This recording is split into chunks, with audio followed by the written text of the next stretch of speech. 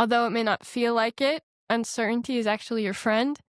And being lost is something that really connects all of us. Hang out with Naman Sulaiman. Ladies and gentlemen, today, as our guest, we have Jacqueline Landi, or Jackie, who is an amazing friend of ours. She had her bachelor's in the George Washington University with a degree in bio, winning several prestigious scholarships and awards during her studies. After that, she au paired to Paris, France, where she also studied art. Now, she's a second-year master's student in Paris, studying interdisciplinary research at Université Paris-Cité, or LPI. Also, currently she's doing her internship at Sciences Po as a development manager at the Impact Studio, where she helps facilitate 22 sustainability projects that are co-created between groups of students and NGOs to create real policies and prototypes across a wide range of domains. She's also a wonderful person, and we're excited that she's here. Hey, Jackie. When you look back, what part of your story still feels surprising to you? Hello, and thank you for that lovely introduction. I'm very happy to be here. And for me, I think from my story, something that still surprises me to this day, one is that I am able to speak not just English, French, and Spanish, and that I don't live in New Jersey. I think growing up, I had a very small scope of where I was headed or where my life would be, and I never expected it to be so multilingual and multicultural and for me to live abroad. Talking about that, let's go back in time and talk about you finishing your bachelor's. How would you describe yourself right after finishing it? Where were you mentally? Yeah, it's a good question. I was not mentally well when I finished my bachelor's. There was a lot going on, and it's a long story. I'll try to keep as brief as I can, but I was supposed to work at the NIH, which is the National Institutes of Health in the US, after I finished my bachelor. But there was a lot of craziness that happened where the woman who was working on my security clearance retired while it was in the process of being approved. So my file was just thrown out. Oh, It was a crazy mess. sorry to hear that. Yeah, thank you. But it was really cool and an experience that I actually look back on well now, where at the time I think I was on this track that was very linear and very high achieving, where I feel like everything that I had to do, the next step had to be better or a step up. And for me, after my job with the NIH fell through, I really didn't have any options and was really lost of where I should be. And one of my best friends, my friend Naïs, who's from Marseille, was with me at the time. And she had known that it was one of my dreams to come to France and to study here and to really learn the language. And I had a couple of friends who post-grad had already had it planned where they would come to Spain and teach English and take a year to travel and really, just have a lot more of a focus on their own life experiences and their own personal development versus kind of chasing the next big career or academic milestone. So it was my friend Naïs who told me that this honestly, I told her when I heard the news about the NIH and I was devastated, and I'll never forget it. It was so funny because she reacted in a way where she was like, yes, this means you're going to come to France. And I was like, what?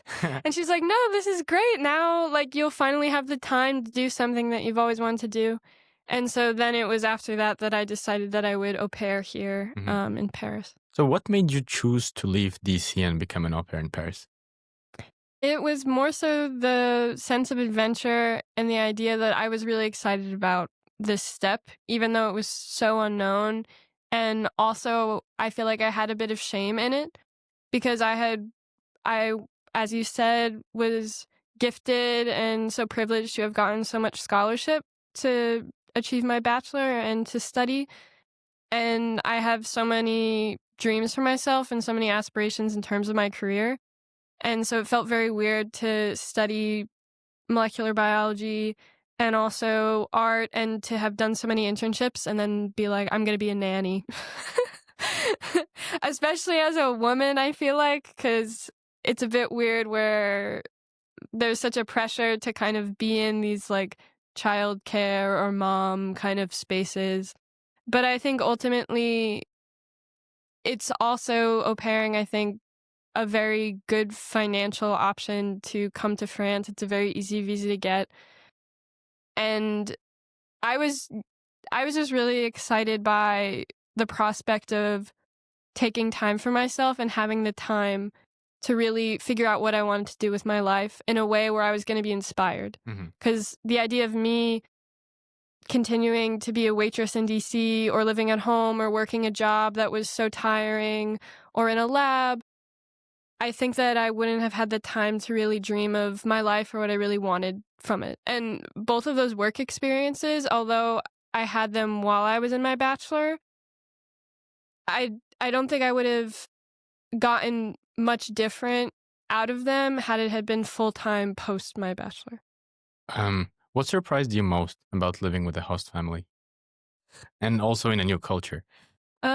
Yeah, that's a good question. I think my host family, that's a whole thing. But from a different culture, I was really surprised by how, and this might shock a lot of people, but I was really surprised at how welcoming it was to be here and how gracious people were because and also it was funny, like I said, when I came here, or I don't think I said this, but my level of French is not at all what it is now. Mm. And at the time, my level of Spanish was really high. I think I still have a good one, but it's gotten worse. And when I came here, when I would respond to people, it would be like a weird mix of French and Spanish with kind of a weird Spanish accent, and I didn't really know what I was saying. Like, I remember bumping into people in the street, and instead of saying, like, pardon, I'd be like, note prenez, not even in English, not even a sorry, which is weird. But I think my brain, it was like a lot and it was all very jumbled. Was it And overwhelming or was it manageable? I think it was overwhelming, but I also think that I'm someone for a long time who kind of thrives in being overwhelmed and having a lot to kind of dissect and understand and people to meet. And I think that I was really lucky where I managed just by going out into the world, to bars, to museums, to a lot of different kinds of spaces where I was really able to find a community here and really learn from people. And I think that it is daunting and overwhelming being somewhere where you don't really speak the language, where you don't really know anyone. But it's also what I wanted because I think that I wasn't sure of what I really wanted to do with my life. And how nice is it to really look at yourself as if it's all a blank slate and no one's telling you who you are. You're not boxed by anyone. Everyone's meeting you for the first time. And there are a lot of ways where people are looking at you being like, probably in a lesser lens than you would have been at home because you sound a bit stupid when you speak. Or now instead of a university student, you're a nanny, and a lot of different ways. But it was very freeing in a sense of to take the time to really affirm for myself who I am and what I want to really strive for. After that, you also decided to study art, right? While au pairing. Was that a change of career from molecular biology or a hobby or something you just always wanted to learn? That's a great question. It was something that for me has always been a really big part of my life. I always tell people what was really nice was growing up, my mom and my dad are both so intelligent and more so in the kind of economics or science regions. My mom, a lot of people know this, my mom worked at NASA for a long time. Very intelligent, very slay lady. Love you, mom. Yeah, incredibly smart. But also on my You're mom's, amazing, Jackie's mom. yeah, we love you, mom. But also on my mom's side of the family, my uncle and so many of my uncles and lineage is in cartoons and making comic strips. And on my dad's side, I didn't even know this, but when I got the opportunity to meet some of our family from Italy, they're all graphic designers and artists. And it's something that both of my parents are very gifted in the arts, but it's not something that they pursued for their work per se. But I think that I was brought up knowing the beauty of both and that both are incredibly valid, and lived in both and saw how both arts and sciences contribute to so much amazing knowledge and so much amazing connection. So for me, it was also really hard where taking the decision in my life of which track do I want to follow. I think I'm still delaying it, but it was something that was trying to delay for the longest I could possible. In my bachelor, I studied both. I worked in labs. I also worked in a modern art museum, the Hirshhorn, the Smithsonian in DC. I was in painting classes and organic chemistry. And the job at the NIH fell through, I felt in a way like I was kind of free because I was honestly really dreading the job because you get paid terribly and you work so much and it's for incredible science, but it's also, at least to me, like working under a fume hood and just doing pipetting the whole day seems pretty awful. You mentioned that your path wasn't anything linear, and I relate to that a lot because I think a lot of students that are here in LPI are here to change their path and reject the traditional linear path. So switching a topic to LPI, where we're here right now, why did you choose the Learning Planet Institute and interdisciplinary research? Yeah, thank you. I think for me, I knew that I wanted to study my master's in France because it's one of the only countries in Europe where if you're not a European citizen for public universities, the tuition fee is as if you are. So it's incredibly affordable. And I learned about this midway into my bachelor, and it kind of became this pipe dream that I had of like, what if I could study in France, which is also why my friend Nais mentioned to me, like with au pairing, that I should go and really see the country and learn the language and everything. And I think for me, I knew, I guess 2 years ago now, that I wanted to apply and I wanted to study here, and I wasn't exactly sure of quite what. So I applied to a whole swath of programs in biology and art and medical illustration and art conservation, things that are in there in between, and also the LPI because the LPI is kind of everything. Yeah. And I don't know, I think about this often if I regret it, but at the end of my application cycle, I had a lot of different programs in front of me, and I willingly picked the Learning Planet Institute. What are like 3 benefits that you see with picking LPI? I think for me, interdisciplinarity is something that I live by. And the idea of being in an environment that doesn't stifle it, but supports it and nurtures it and wants that to grow is such a gift and so revolutionary. I think it could be done a bit better here, but I think I still do love that element about our university and that I am here and that I did choose this program. The other thing being how multicultural it is. And I think that aspect I wasn't exactly sure of, but it was something that they did advertise a good bit in their program. But I'm blown away by and how true to that promise it is, where people are from all over. Because normally, at least from what I've heard, most masters in Europe, if it's international, it's mostly people from all over Europe. Yep. And then a couple people from far away, thrown in. Fair enough. And it feels nice to have like that unity and really learn from each other in a very beautiful way. And also, I think that I knew on some level that I had already studied like hard biology, and I had already studied art in very separate spheres. So I wanted to study something different. And to me, this was something different and exciting. So to summarize, if I got it right, One is the first one is interdisciplinary. The second one is the multicultural environment that we're in, and the third one is just different. Yeah. Um, did the understanding of interdisciplinary and interdisciplinary research change over the years that you were here? Do you look at it differently? Like, how do you define it? That's a very good question.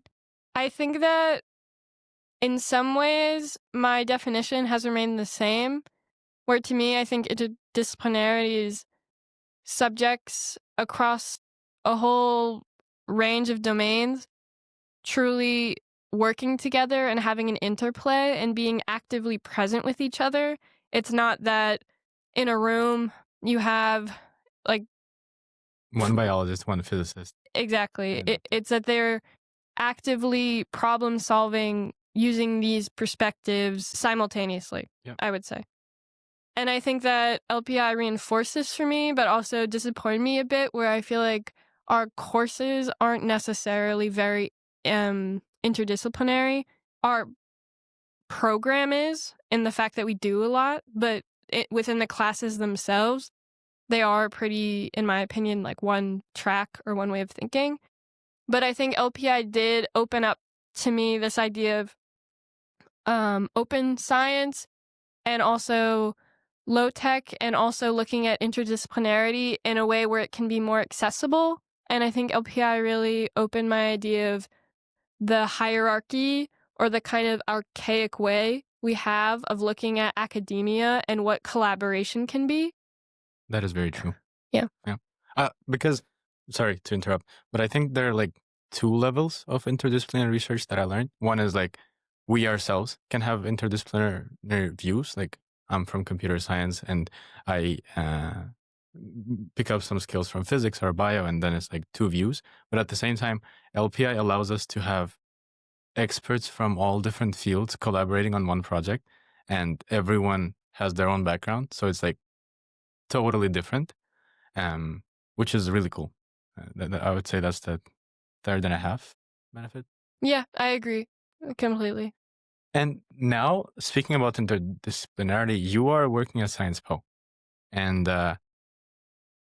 what are some lessons that you can share from there? How do you like your work? Yeah, so for me, I've recently started, as Suleiman said in the introduction, for my alternance, which is basically a year-long internship, but it's a French master's thing. I'm working as a development manager in the Impact Studio, which is the studio within the School of Management and Impact at Sciences Po. And it's been such an amazing experience. I really am so grateful that I have my boss, because it's really just me and her who run everything. And she's so open and is such an amazing woman to learn from. She also, I told her I'm doing this podcast, so there's a shot she might listen. So she is. Salut Véronique, merci pour tout. Merci. And yeah, and I think that If you could summarize your work to a 10, 15-year-old, and that's a big range, to a 15-year-old, okay, what are you doing?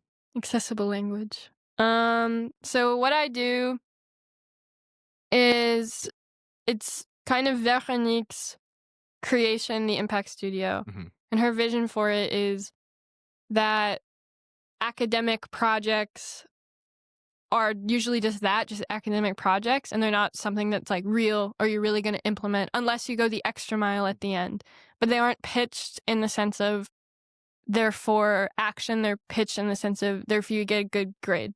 So the Impact Studio, what we do is we have many different partners. For example, the Red Cross, Advent for People and Planet, a lot of different partners who are different NGOs or charities, and some bigger companies like Caring or MS. And they come to the studio with different problematics or problems or things that they would love to co-create with students and see them develop. And all of them have to be within the lens of sustainability and building a better world. So it's using, in a way, I think it's this kind of intergenerational collaboration between these very established career people and students of these are our ideas, our dreams, or we really think we could do this, and like, let's just do it. How old are the students? They're all master's students. Okay. Yeah. Have you ever tried to do it with someone younger? Do you think it's true? I think that would be really cool, but I think for at least the scope within the school, it's treated as like a course. Mhm. So it would be a bit tricky. But I think that the principle or what the idea of the studio is something that would be so cool to replicate in so many different ways. But I think at least within the very like organization, managerial confines of Sciences Po the way it is now, I think it's probably the best way it's going to work. The reason I asked this is because of two things. One, I really like the interdisciplinary research that we're doing. And I was always thinking, could have I done it earlier? Could have I started in bachelor's? Because the way for me and for a lot of people, you kind of need to choose a linear path beforehand. And for example, my sister, she's 16, and she's struggling with it. She doesn't have a linear path in her mind because there's a mindset that you study bachelor's and you do that thing for your whole life. So a question that I have from it is that what is something you wish high schoolers understood about choosing a path that isn't linear? That's a great question. I think that, and this is just my opinion, so I hope no one gets offended by this, but I really think that most linear paths are really just catering to the system in a lot of ways. The world really wants you to box yourself and be one thing in a very capitalistic society. They want your job to define you and for you to define yourself by your job, and that's in every way possible. And I think that unfortunately it is a privilege. It takes a lot of education and time to unpack that kind of thinking and really accept and encourage yourself to go for a nonlinear path and know that it takes time and have the time to explore and really figure out what you want to be doing and do multiple things. I just really think that it's so you get more interesting people that way, you get more engaged people, and you get more work that has more value. Because as we're saying, I think that with interdisciplinarity, if you have multiple lens of viewing a problem, I think it's only natural that there will be a more impactful solution than if you're only looking at a problem from one lens. And if you're a person who's worked in biology and then moved to physics and then was a painter and then I don't even know, like did so many things in their life, then I think you have a very beautiful way of seeing the world and a very unique empathy and knowledge that you can bring. So, totally agree. yeah. What just leading from this one, what practical advice would you give teens who just can't or don't want to pick one? Like, how do you manage that? I think that's very tricky. It's something that I struggled with for a long time. I think you unfortunately have, at least in my case, this was true, to really advocate for yourself and push your agenda or what you want in certain spaces. For me, it was that I, at my uni, like fought while I was a biology student to also be in art classes, and it worked. Mm-hmm.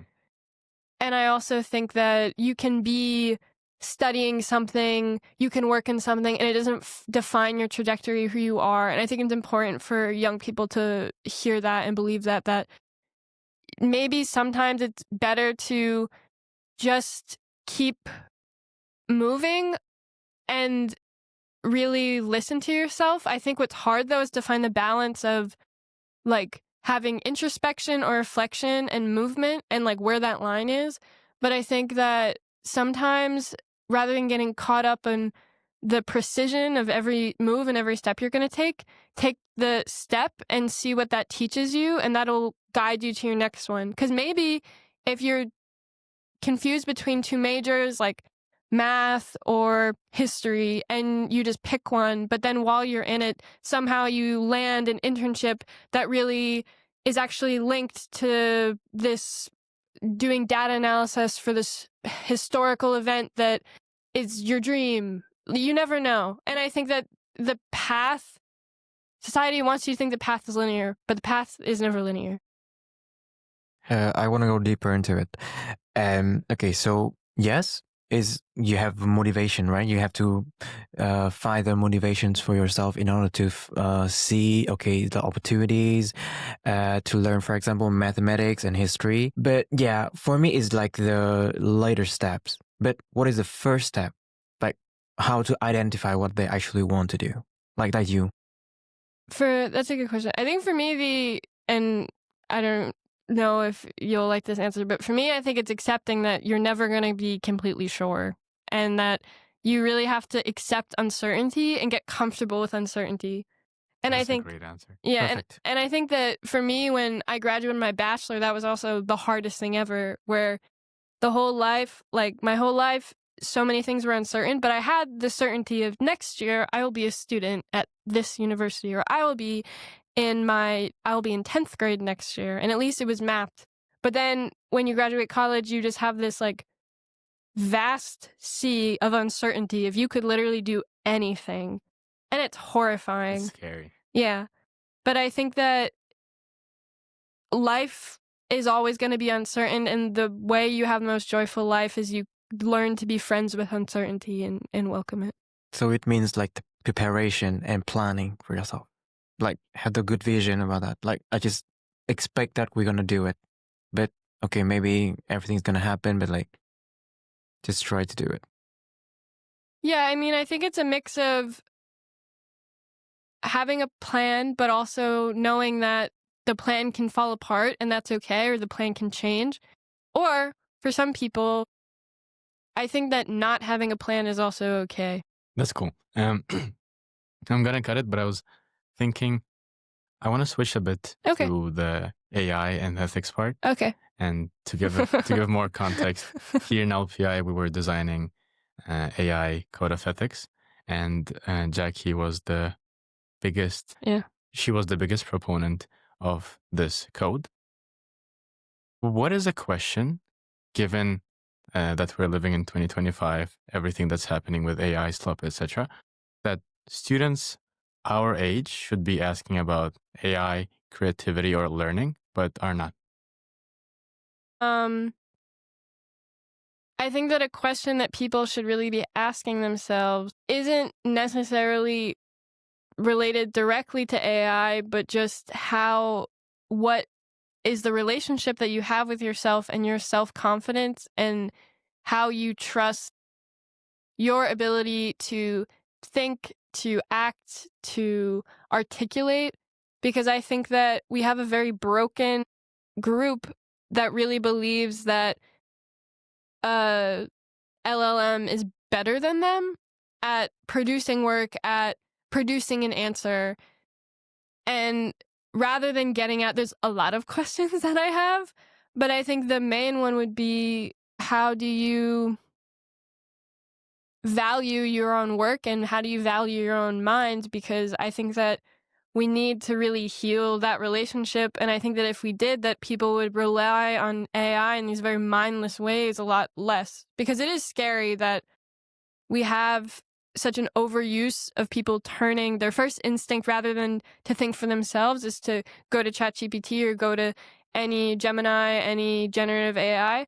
But I think at its root, the issue is, where did we fail in our system, that we've been in university, we've been in school, we've been people living on this earth for however long, and somehow we don't trust ourselves that we would be able to come up with a good response. Why do you care, and why is it important for you? It really matters to me, and I care about it a lot. And No, that's very good. yeah, Same. yeah. But what's your take on it? Yeah, no, I'm just thinking, but it's something that, because it's very cheesy, but I really love people. And I don't want people to think that they're less than in the ways that I was talking about, that somehow an LLM is smarter than them, because that's not true. It's a plagiarism machine that's literally all the knowledge it has is because of us. And I also think that there's so much value in the process, and there's so much learning and connection that happens in the process.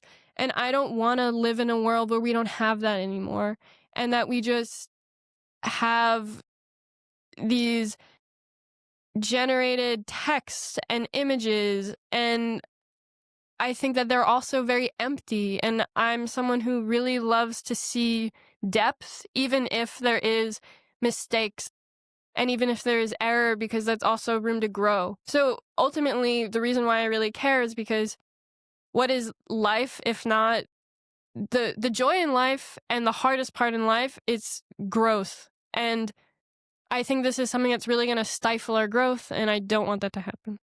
I agree with that a lot. For me, it is important that we care about it, is because LLMs are black boxes. And for me, it's scary because we have no idea how they reached to that conclusion. Yeah. With humans, there is logical deduction, there is thinking, and you can step by step explain your thinking process. But with LLMs, you can't. It's just numbers and text. So it's just probability. So that for me is very scary, that no one can tell you why LLM thinks that way. And if you just believe it, it's screwed. Yeah. And there's also, I think we're all aware of this, for anyone listening, there's also huge privacy concerns and also horrible environmental effects that are being caused by the massive amounts of usage that these LLMs and different AI companies are getting in terms of the data centers, but also on so many levels. So how do you explain or summarize your stance against AI and AI use/abuse? I would say that to be very blunt or direct with it, I'm very anti-AI, but not all AI. But I think that it's something that needs to be used with intention and in very limited contexts. And I'm very, very opposed to how pervasive it is right now, and that it's being used everywhere. Nice. I think we can do some final reflections. Okay. So coming back to your academic path, is there one decision you would want to redo in your academic path? If yes, what would it be and why? That's a good question, I think. I think what I would redo is in my bachelor, my uni was very big. I think it's around like 12,000 students, something like that. And therefore, a lot of courses are really big, and it's very easy to just blend in and get through the course without knowing basically anyone there or the professor. And I regret that, especially now after COVID and in this like AI nightmare we're living in, that I had really taken those opportunities to meet my classmates, really engage with them, engage with the professor, even if it is a bit awkward and scary and you don't want to look like this very try-hard student. But I think that it's a much better way than just going in, studying for the exam, and getting out. Because you love people. That's Yeah. Another question I have is, so now you're at Science Po, and we're graduating our masters in a couple of months, 6, 7. That's crazy. What does your next step look like, and how are you choosing it? Yeah. I think next steps are a bit uncertain, but as I said, that's something that should be exciting, not scary, and that you have to learn to welcome.